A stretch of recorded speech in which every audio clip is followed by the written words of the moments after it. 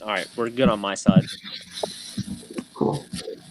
All right, so this is going to be our category analysis project for B Core 350 under the group of Tequila Mockingbirds. This group has Ryan Lepard, Matthew Rothcliffe, Yep. Jared Crawford, and Daniel Ledner. Yep. So overview of our spend at WVU. So the total spend was $185 million, $577,724.99. The top three spending categories we had was first was the business services at $48,835,477. Second was our facilities, which came out to $47,792,000. And the third one was our utilities, and that came out to $18,290,000. And you can see there that the top two, business services and facilities, are like outstanding compared to the other one at 48 million, 47 million, and then it goes down to 18 million. All right, thank you, Daniel. Next up is spend by category.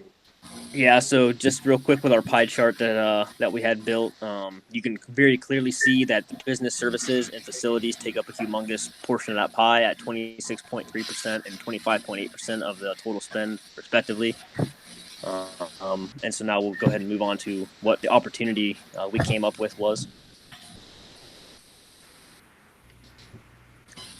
So our group decided that the real opportunity here was to save money in one of those two big categories, either the facilities or business services category. Those two combined accounted for 52.1% of the total amount spent for WVU, and that equated to $96.5 million roughly.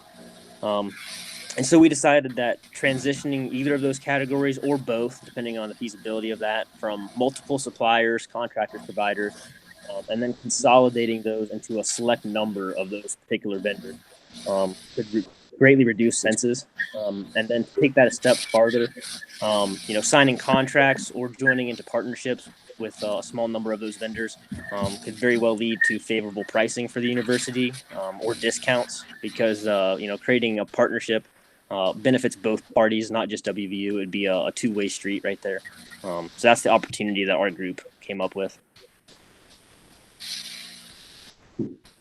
All right, so next up is going to be the risks and challenges of this. So we saw a couple of risks and challenges that would be associated with switching over to a singular form of vendors, and that's going to be basically the main transition from multiple suppliers. It could be difficult to find similar products that would continue through like the supply chain of being able to find things that we would typically get from different places. And as well as running into, if we switch over to only one supplier, it could kind of hurt us moving forward if we ever needed to go back to one of our older suppliers. If that supplier could not help us in a certain category, it kind of damage us as far as doing that, and as well as going into price searching with one vendor. It could cause us to end up spending more money if we don't get a contract to lay out exactly how much we're planning to spend with them and what they're going to give us in return. Okay, so for next steps we're going to take, so the main steps would be to transition from multiple suppliers and to limit the number of suppliers. So that would mean basically just to use one main supplier, look for other suppliers when it's beneficial to cost, get rid of suppliers that are high in cost and unnecessary. Another step would be to look for contracts or partnerships that have a smaller number of vendors. This would lead to discounts and favorable pricing. And also construct cost benefit analysis to find out which suppliers will be best, find out who's costing you the most money and who is not beneficial to WVU. All right, so that's basically gonna, Excuse me.